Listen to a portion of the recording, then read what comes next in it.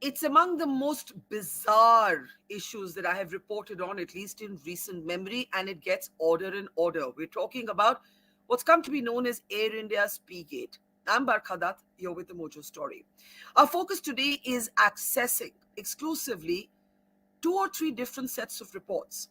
A report written by the commander of the Air India aircraft, on which an elderly woman says Shankar Mishra, the accused, urinated himself on her. A report written by the cabin crew of the same plane right after the flight, and also details from the testimony of cabin crew before an internal investigation inquiry. For what it's worth, they seem to present a counter narrative. They seem to raise several questions to which, as of now, there are no clear answers. Remember, Shankar Mishra has lost his job. He has been taken into custody. He is in jail. But his lawyers are now putting up an aggressive defense saying that he is not guilty, that the woman urinated on herself. Why would she then pick Mr. Mishra of all of the passengers on the plane? That question, of course, is valid. But there are other questions being raised. The complainant was in a window seat. There was a passenger next to her in an aisle seat.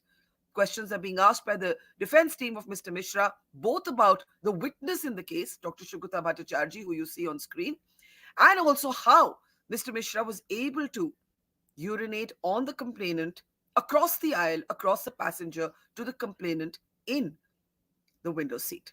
Lots to unpack here as we bring you those exclusive details in just a moment. But first, let's introduce our very special panel of guests today. Let's bring them up on the screen. Joining us in the program is Agita Khanna. She has been a former cabin manager with Jet Airways and now heads her own institute, training other men and women to be cabin crew. Also joining us is one of our foremost aviation experts, a former pilot himself, Captain Mohan Ranganathan. He's been blistering in his criticism of how Air India handled this crisis. What will he say after the details of the crew report? We'll find out. Also joining us is Mr. Jitendra Bhargav on the program. He's a former executive director with the airline. From the first day, he's actually been defending the commander and the crew to some extent at least. And also joining us is Shonali Shroff. She's a well-known author and columnist. She's been raising some very interesting questions dispassionately about this issue on social media, and we look forward to hearing from her today. And finally, Kushan Mitra, who's of course a senior journalist and editor and writer, has also been talking about whether it's finally time to have CCTV cameras on board aircraft. How else are we going to resolve the million contradictions of this bizarre but yet important story? All right, before I get first comments from all of you, I just want to take you very quickly through the information we have. First up is critical testimony that we have exclusively accessed from one of the cabin crew members before the internal inquiry committee. This is a cabin crew member called Neeta Kararia, and this is her handwritten testimony where she speaks about the complainant being shifted to another business class seat called 12C, which she says that the complainant did not ask for a change of seat or an upgrade, but she was moved nevertheless. This, of course, contradicts what the complainant has been saying. Now, let's stay on this slide for a moment. Neeta Kararia's account says the guest seated at 8C. So I want everybody to understand that the guest seated at 8C is the accused Shankar Mishra.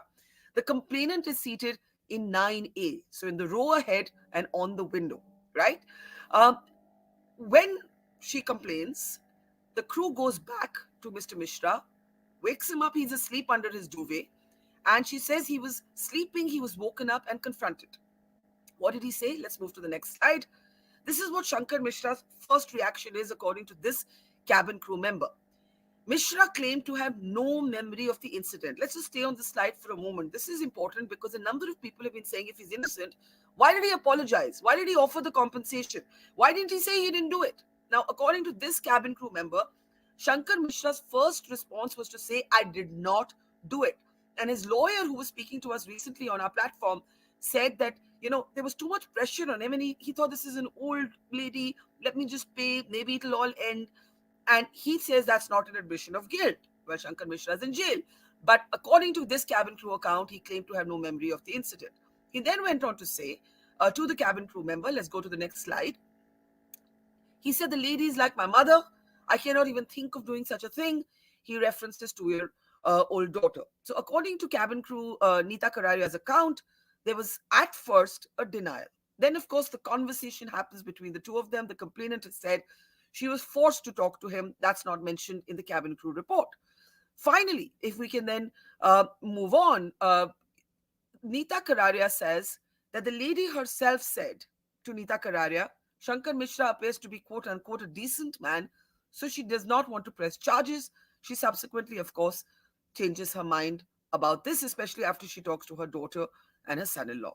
Now, very quickly, this is the testimony before an internal investigation committee. But we also have the crew report from that day. And we have cabin crew member Ruby Singh's account, which we can now bring up. And Ruby Singh says that the complainant came to the galley and informed us that she was wet. In other words, that she'd been urinated on. Ruby Singh then goes on to say, can we move to the next slide? Ruby Singh then goes on to say, she started taking off her clothes in the galley. We requested her to use the toilet. This is all in writing, documented. We have the documents with us. Then, let's go to the next slide. Basically, she says, I went to the complainant's seat. I thoroughly cleaned it. I sanitized it. Remember, the complainant has said that she was not given any help, not given any cooperation. And finally, this is what Ruby Singh says. By the end of it, there were contradictions between the complainant and Mishra, Shankar Mishra, and she had agreed on a $200 settlement to dry clean her clothes. But later she said Mr. Mishra had not transferred the money, but Mr. Mishra was able to show us proof on the ground that that money had been transferred. Now, let's come to, I almost feel like Miss Marple from some Agatha Christie, because let's come to actually the person who might be the only one who knows exactly what happened. The passenger sitting next to the complainant. She has now been identified. She is a lady called Ila Banerjee. She gives a very short statement that has been included in the crew report that we have seen. And in that report, she basically only says, she doesn't mention anything. She doesn't say she saw something. She doesn't say there was any sort of urine that fell on her. She simply says the crew came. Let's move to the next slide. She simply says the crew came, they cleaned up the seat, they gave a new blanket, and that's all she says. And of course, the lawyers of Mr. Mishra have pounced on this and said, look, if actually Shankar Mishra had done this, how can the passenger next to the complainant not be complaining? Lastly, but not last but not the least, the role of Dr. Sugata Bhattacharjee, who's been a very, very vocal witness. He's a US-based doctor. He's spoken to us as well. The commander of the plane now says that when Sugata Bhattacharjee boards, he inquires about a first-class upgrade. He's told that Air India has a no upgrade policy. This is well before anything has happened. He then goes back to his business class seat. He ends up being the person sitting next to Shankar Mishra. Then the commander's report goes on to say, let's move to the next slide, that after the incident happened, he got very upset and he got very agitated. And then, of course, he writes his own written complaint. And finally, let's bring up the last slide. The commander basically says that Dr. Bhattacharjee, who says Shankar Mishra had had 4 whiskeys and was drunk, had also had a couple of drinks, and the possibility of him being high cannot be ruled out. Now, Mr. Mishra's lawyers have pounced on all of this material and are basically saying that there are, too many holes in the complainant's story. As a feminist, I believe women instinctively, but due process is something we have to discuss. And now we have a lot of details to actually talk about concretely. Let's go to our panel now and start getting first comments. I want to start with you, Captain Ranganathan. You have been scathing, blistering. We have joined you in being scathing and blistering. I still believe if this crew report was written on the 26th, and all these details were available, Air India should have spoken, the crew should have spoken, all of this should have been at least put in the public domain much earlier. That didn't happen. Now that it is in the public domain, at least for journalists who've accessed it, does it change your mind? It doesn't change my mind, Barkha. To start with, I saw one of the cabin crew or former cabin crew member giving a report how he's over 6 feet tall, and it appears to me that he's never seen the new 777 business class seat configuration. If you go into the Seat Guru site and look at the images there, that it is not like the old seating arrangement where when you recline, it obstructs your path into the thing. The new seating arrangement the reclined seat does not interfere with the row behind to start with. The second thing is, this happened about 4 hours after the departure.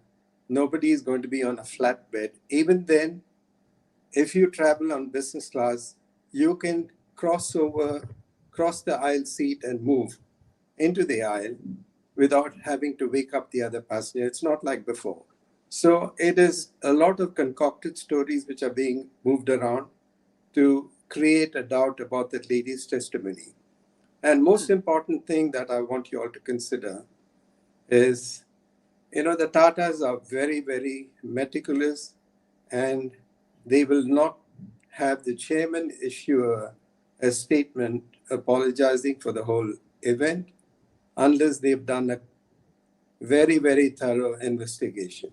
So I feel all these are stories created by the lawyers who have concocted the story to try and create a doubt. But in my opinion, the cabin crew's testimony or later testimony is not evidence.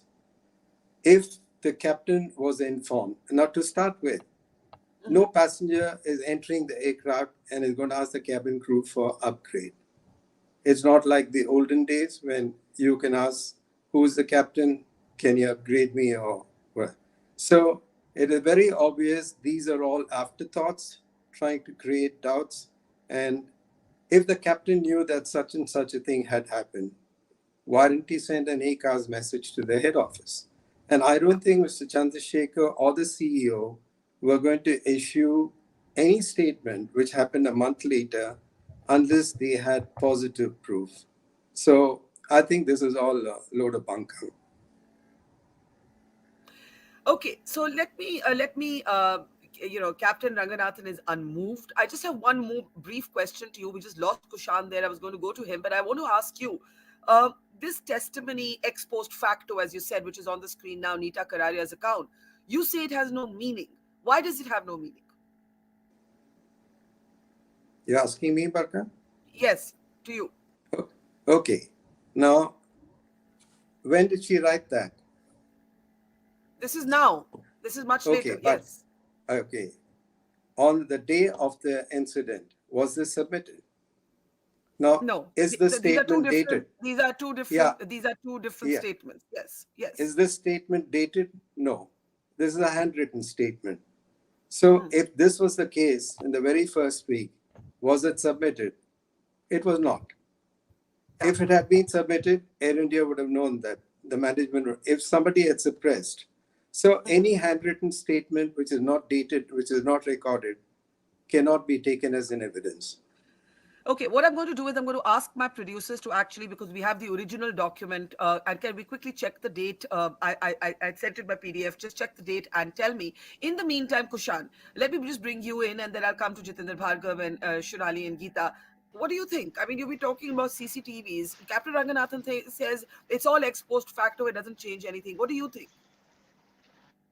See, firstly, I personally find it difficult to believe, as a 40-year-old man myself, that somebody can physically, urinate over another person, at this age, at least as a guy. But the reason I've said for CCTVs, and, you've heard of stories of cabin baggage being stolen on flights in the past, not just in India, across the world, it's a phenomenon. And in questions like this, there is a CCTV on planes, for the forward galley. For I think the cabin crew, the cockpit crew can check who wants to enter the cockpit. But there's just so many questions over here. I mean, it's become a story of he said, she said, and I think the judge in the case quite correctly said, when he denied police custody and put Shankar Mishra in judicial custody, that you can't condemn a person on hearsay alone. And you're absolutely right. Due process has to be followed. But you have, as Captain Ranganathan said, it has to be a dated statement. I mean, are the cabin crew or everybody else covering their backsides now by issuing these now? When was the handwritten statement taken? Those all have to be seen. Uh, but otherwise, you can't prove anything. Now, if you can't prove anything, Mr. Bhargav, what happens now? If you can't prove anything, how do you conduct an internal inquiry? What is the grounds to conduct an internal inquiry? There have to be witnesses, right? There have to be witnesses. Somebody has to have recorded what happened. Mr. Bhargav, can we unmute Mr. Okay. Bhargav, please? Sorry. Go ahead, Mr. Bhargav. No, what I'm saying is that first there is a need to dispel the misgivings as far I, as I, the I crew. just want to say that the statement of Nita Kararia, I just checked, is dated. It's dated the 3rd of January. Captain Ranganathan and Kushan, that's for you. I just wanted the date on that statement checked. It's on 3rd of January. It's not an undated statement. It's a signed, dated testimony of the 3rd of January. Go ahead, Mr. Bhargav. Barkha, I'm talking about the crew report submitted after the completion of the flight on the 27th of May. It was 26th May originating, 27th arrival in Delhi. The last recording on the in-flight report was at 2:15 p.m. in the Customs Hall of Delhi Airport, where a dispute took place on the wheelchair issue and on the compensation issue between Mishra and the complainant passenger. So I would take the crew version as reflected in the crew report to be authentic. There should be no doubt cast on it, because this is exactly what they reported minute by minute, and it was countersigned by the captain, and they took the version of the 9C passenger. That's the first part of it. The second part is the configuration. Captain Mohan Ranganathan said that, look, the configuration is such that a passenger get no. It was 5 hours after the flight. The meal service had been conducted, the drink service had been conducted, the duvets and pillows had been distributed to the business class passengers, and lights had been dimmed. Seats were in recline mode, that is flat bed position. There would have been no kind of chance of anybody intruding, or you can go over the 9C passenger if you wish to go, but there'll be no space for it. Now, considering the fact that we all know that this passenger is said to be highly inebriated, if he was in that dim state, and if he was standing in the aisle, which is about almost 2 feet wide, you mean to say the 9C passenger, 10A passenger behind, 10C passenger, 9D passenger across the aisle, 10D passenger wouldn't have noticed some commotion taking place?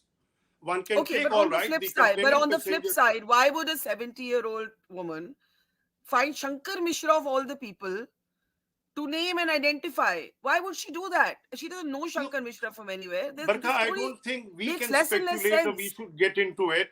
It is for the investigating agencies to look at as to why was this man guilty. I'm only talking about it that in the cabin, you got 7 seats, two, two with 2 aisles in between. Now there are people going to be watching if something is going to happening, and it's plane is cruising. There will be some amount of thing. Even in the normal course, when a steady passenger is going, you tend to hold the seats while walking in the aisle. Now, how is it that a Mishra will stand up there and get into it, and without the 9C passenger getting affected? She's made no complaint about it. Yeah. So this crew report, as I said in your earlier program as well, Air India should have come in, put the facts in public domain. Their silence has hurt the airline. And of course, let me go on record on your program also that the complainant representatives are still negotiating with Air India for the compensation. It is perhaps this element is keeping Air India away from coming in the open and saying this is what the whole thing happened. The crew report being put in public domain, in my opinion, is the best thing that could have happened. And Yeah, it's well, they very did it clearly very late. mentioned They did the it very intent late. and integrity of the complainant. Doubts have been cast on it because of the trend of events. You made a But Mr. mention of Bhargav, passenger seated on 8A, Mr. yeah, Bhattacharjee. I would like yes. to call him the Narad Muni of the whole instance. He not only asked for an upgrade while getting onto the aircraft at JFK Airport, which was denied to him. Once he woke up and he got to know the incident, he was instigating. One paragraph, one sentence in the in-flight report is that as this complainant passenger told the crew that he has promised that once we land in Delhi, he will get a reporter to call her to narrate her experience, kind Yeah. of a thing. So what was he doing? Why was he taking unwarranted interest in the whole thing? There is something more to it than meets the eye. And as far as the upgrading of seat, which was made into a big issue in a letter and in previous programs and on all television channels, that Air India crew failed to upgrade her to first class. She did not ask for a change in seat. Somehow in the letter, the public perception being that the crew seat is a jump seat kind of a thing which you've seen on domestic flights. On long haul aircraft, it's Yeah, a regular business class seat. well, Well, well, she well. was Her given version. to her. Well, I just have to say, the complainant's version is she was allowed to sit on that seat for a few hours. She was then asked to go back to her original seat. So we have to also keep in mind the complainant's version. Shunali and Geeta, and then I'll come back to everybody else. Kushan, I know you have to leave a bit early, but I do want to get one more comment from you before you go. Shunali, it's bewildering because as women, we want to believe women. We do believe women. It's our instinct to believe women. And whether this lady was 70 or 17, my instinct is always to believe women. And for what earthly reason would this lady identify Shankar Mishra, to be the accused if she didn't even know him? On the other side, I can't help but acknowledge that I'm somewhat bothered by this idea that the person sitting next to uh, the complainant, another woman, has no testimony in this whole thing. Now, we do not know whether that's because nothing happened to her, whether she just wants to stay silent. The only testimony she has is that that the seat was clean. Shunali, what do you make of this? See, Barkha, I tend to believe the woman's version, absolutely, like you said. Nobody's going to come up with such a ridiculous charge and make an accusation on a man, and that to a man she has no relationship with. He's sitting on a different seat entirely. I Yeah, think the co passenger next to the 70-year-old lady, not realizing possibly that this incident took place because she was asleep perhaps and only woke up when there was a kerfuffle and there was, all the cabin crew helping out with the cleaning of the seat. But the most important point that I want to make here is that along with Shankar Mishra, the onus is on Air India cabin crew and the pilot included to have handled this situation agreed. swiftly and professionally. I feel that a man, after firstly he was inebriated, so he may have no memory of that. If you walk up to an inebriated guy and say, "You have slapped me or whacked me while you were drunk," possibly in that moment he will immediately confess or admit that he has no recollection, but he's apologetic. Secondly, he did his bit to look. What he did is inexcusable. I understand, but right now we have crucified a man when there is an entire set, a team of people who need to share the blame. It's a question of his life. He appeared contrite in his exchange with the woman. He's apologized, he's wept. And you are actually ruining a man's life without giving you, as in, I mean, the media, the People, the trial by public and the media, media. Yeah, the yeah. public and the media, they are ruining a man's life by crucifying him without giving him another chance. What else was he supposed to do? And I repeat, what he did was inexcusable. Okay, but I think that as human beings, as people, maybe DGCA and some airlines, other airlines, and Air India can put him on a no-fly zone. But he has his life ahead of him. Think about that. Yeah, I think that's a very good point. Has the media gone overboard on this story? Is there a kind of lynch mob? We believe that Mishra did what he did because we can't think of a single reason why anybody would lie about this. But on the other side, even his lawyer was saying to me, what if his innocence is established in court? What will every journalist, what will every person who judged him on social media say then? Geeta, if I can bring you in before I go back to Kushan, I think the point that Shirali made is a very important one. All of this cabin crew sort of details response that is now coming out in public detail. And by the way, this is not an official release. Journalists have had to scrape this out.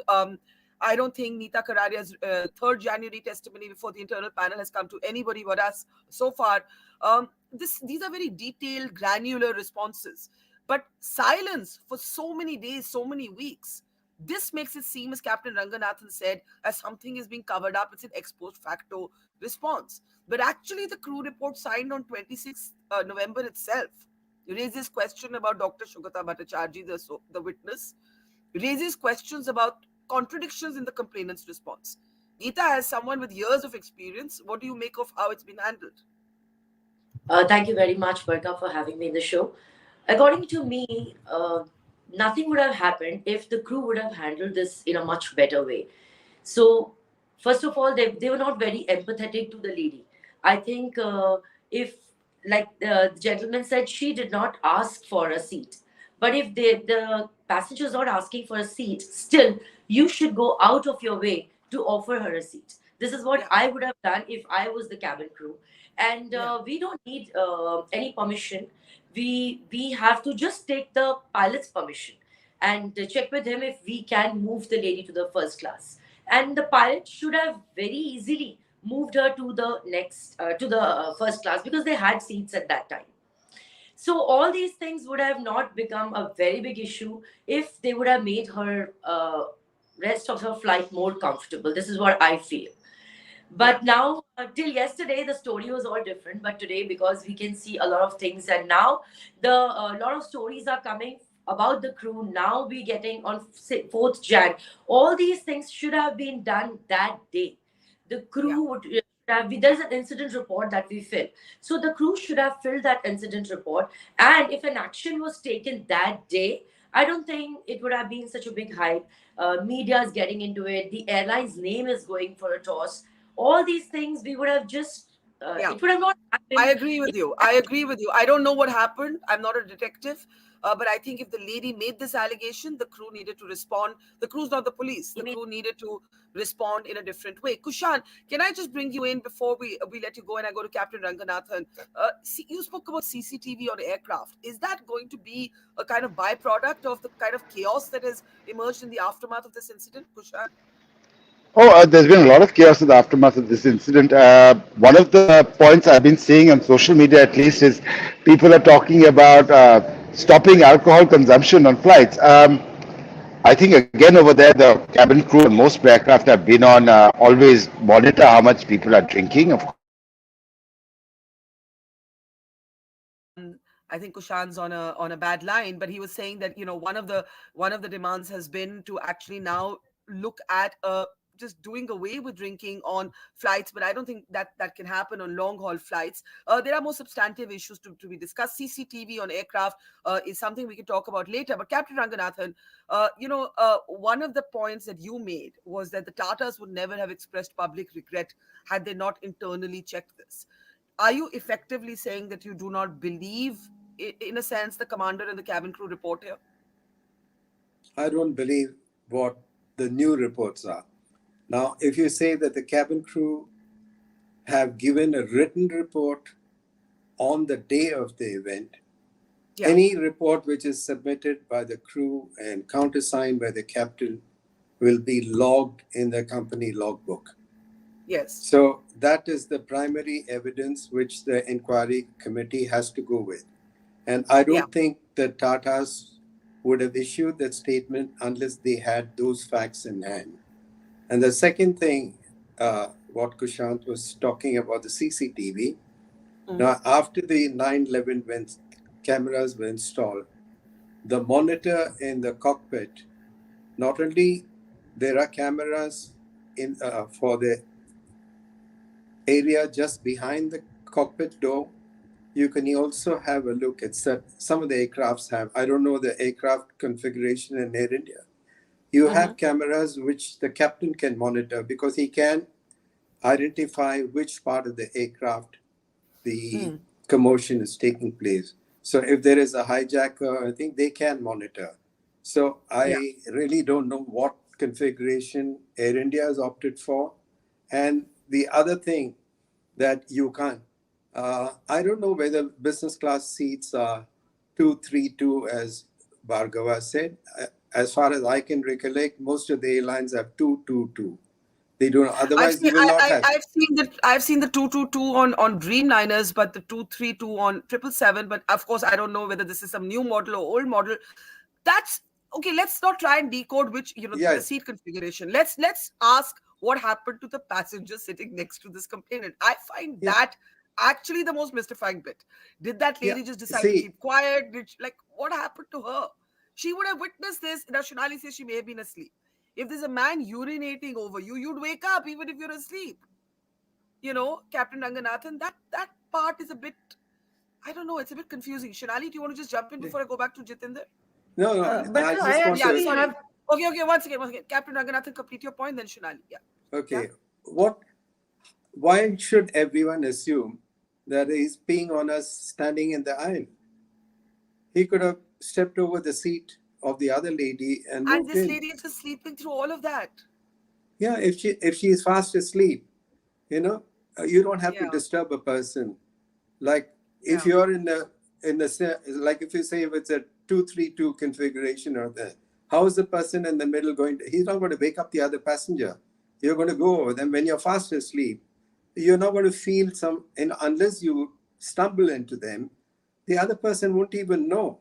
So I yeah. really don't buy that. And you know, if it Yeah, let me just bring is, in. Yeah, let me bring in yeah. Shonali. You don't buy it. You're not convinced, Shonali. Are you finding that your response has shifted a little bit? Just like Air India was silent, we've also seen different variations of the complainant's statement. She's also got progressively angrier. She starts with a place of being somewhat not conciliatory, but saying "chalo chodo." Then she goes Right. back home. She talks to her family. There's a very angry email we've seen from her Right. son-in-law that actually Right. talks about how they will go to the media unless they're fully compensated. That's how Right. his email actually ends. Uh, do you find your responses shifted a bit from the first day? No, yes. So I did think about that, and it's very apparent that from directing her anger at the first at Mishra, which was on the flight, to then at the airline to try and get compensation from them, and then back to Mishra because that would capture headlines. Uh, I see that while her the charge and the accusation holds I mean it's worth considering, but I think the way she's gone about it sounds a little mercenary to me. It sounds a bit like they're trying to get a deal out of Air India, and a lot of the this guy is now sort of trapped in between because they'd forgiven him and let him go. Now they go and return his money because he has proof of that on Yeah. Paytm. So it seems like they must have thought that we need the airline, and rightfully so. The airline should have compensated them for putting her through this sort of a horrible experience. And like Geeta said, they didn't handle it well. But I now see that they've gone back and strategized and thought that since the airline is not coughing up the money or a free ticket or something, then we need to take them down. And in But the let me, bargain, yeah, yeah, go ahead. Complete your point. so, I mean, the thing is, there's nobody entirely wrong in this, but the way they've gone about it is because they didn't get a suitable response from the From the air, airline. yes, I think that's a very Right. important point. So let me just argue this once from the other side, Geeta, and then I'll come to Mr. Bhargava. They could sue the airline. If this had happened in the US, they could sue the airline. Asking for compensation is something we in India feel judgmental about. The moment money comes into it, we feel like somewhat why. But actually, in other cultures, airlines just get sued. And Air India could have got sued if this been an American citizen and this had happened in New York, for example, if the flight was Delhi to New York. Does the fact that there is a negotiation ongoing, that there are commercials involved, necessarily take away from what happened? Geeta? Barkha, after Well, the once again, letter was Geeta. written, Mr. Bhargav, once again, Geeta first, then you. okay, Geeta, yeah, Geeta. So now, as I said, till yesterday, or I think 2 days back, even I was thinking the same way that the lady. Frankly speaking, now what I feel is actually there is nobody who has seen this. We don't have any witness till I think few days back. We were under the impression that it happened to the lady, and But today, I feel that yes, there is no witness till now. Nobody has seen something like this. Even the lady who's sitting next to it, the passengers who are sitting behind, nobody. So maybe So, now, in as you fact, on that note, we called the passenger next to the complainant Mhm. just now. Apart from her written testimony, and she says she did not witness anything. She was fast asleep. When she woke up, the cabin crew was cleaning the seat. Right? So even the person right next to her cannot be now counted as a witness. Captain Ranganathan says that's understandable. She could be fast asleep. Geeta, I'll let you complete your point, but we've directly spoken to the passenger sitting next to the complainant. Geeta? So they could sue the airline, as you said that yes, they can sue. But now, since this thing, everything has come to the media, everybody is involved in this now. So let's see how. See, all these things can happen only when the investigation is done. The honorable court, whatever judgment they give, accordingly, everybody would change the way they are thinking about it now. Few days back, people had a different story, but today, everybody is thinking it in a different way too, because there is no witness to it. Yeah. So the lady also, I don't know why it's taken so long. It's been almost a month that we are talking about it. All these things should have been taken care of immediately. 26th November it happened, 2-3 days max. But till now, nothing's been done. So Yeah, yeah. And that takes us back to the response of the airline, Mr. Bhargava. Instead of negotiating, if I were anyone in Air India, I would have just said, you know what, you had this experience, be generous, give her a ticket, say, you know what, next time you fly on our money. We're really sorry you experienced this. The police, it's up to you to decide whether you want to pursue this criminally, but next time, here's a ticket for us. Come on, be you flew us, you flew business class, you're obviously somebody who's a valued customer, fly with us. I mean, the airline did not show that generosity, Mr. Bhargav. Barkha, we are going on certain assumptions. Number one, when the airline got the complaint from the chairman's office, they reached out to her and started discussing the matter. The Yeah, first thing was offered clearly that we are refunding you the full business class ticket. yeah, 4 meetings took place between representatives of Air India and the representative of the complainant passenger. And the demands kept increasing. It was at a certain stage when Air India said, we can't concede any more ground or any more compensation be given. The family said, please file an FIR. That is why there has been a delay in filing of FIR.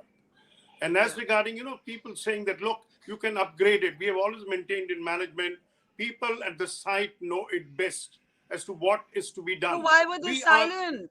Why were they silent for all this while if they had no, something else to I'm coming to say? it. Barkha, you got to look at from the management perspective. They can't come into the public domain and say this while the negotiations are on. But I'm saying, why I are there can such quite agree with elaborate you that negotiations? Give this ever lady a since the ticket. story exploded on the Why 4th is of there such January, long negotiation for one ticket? it is not one ticket. One ticket was conceded in the first minute of the meeting. The full refund of the thing was given. It was subsequent demand that get on with it that we're looking at it. We must look at the total picture, and as the intent and integrity is reflected in the cabin crew report, when you get Yeah. a wheelchair, In Ruby you Singh's deny having statement. got the wheelchair, In, you in get Ruby given the Singh's statement. compensation, you deny having received the compensation. So there is something need to be studied. We are just passing judgment and saying this is what is wrong and this is what should have been done. I would maintain, now that the case is in the court, let it be taken to the logical end. I know Air India will get a rough time ahead to this thing. The man has already suffered. But the fact remains, how much can Air India concede? And Air Yeah. India with Tata's, I would still rate, they would rate it as a national carrier, wanting Air India's image to be sustained, etc., to be Okay. not harmed, Well, etc. But something has to be done about it.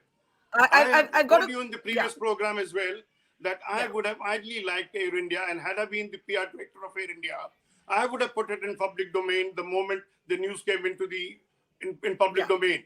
Now the I think fact that we can remains all agree they on. may I think have that we all compelling agree on. reasons for it. We do not know their side of the story as yet. Okay, we leave it there, but with the caution that if for some reason the court finds Mr. Mishra innocent, then I think everybody in the media, all of us on social media, mainstream media, digital media, new media, have to reflect. We don't know yet. On the other hand, the complainant must also be feeling terrible because right now her integrity is being questioned, and that also happens to women who do speak up. So this is not easy to take sides on, but we need proportion, and we need to report every side, and we need due process, and we certainly need better communication and handling from the airline. I think we can all agree on those points. Thank you, Mr. Bhargav, Geeta Khanna, Shonali Shroff, and to Captain Ranganathan and Kushan Mitra. Thanks to our audience for watching. See you tomorrow. Goodbye. It's great to see you here. Thank you for watching our work. If you haven't subscribed yet, don't forget to click the bell icon and subscribe to Mojo Story and support independent, robust journalism.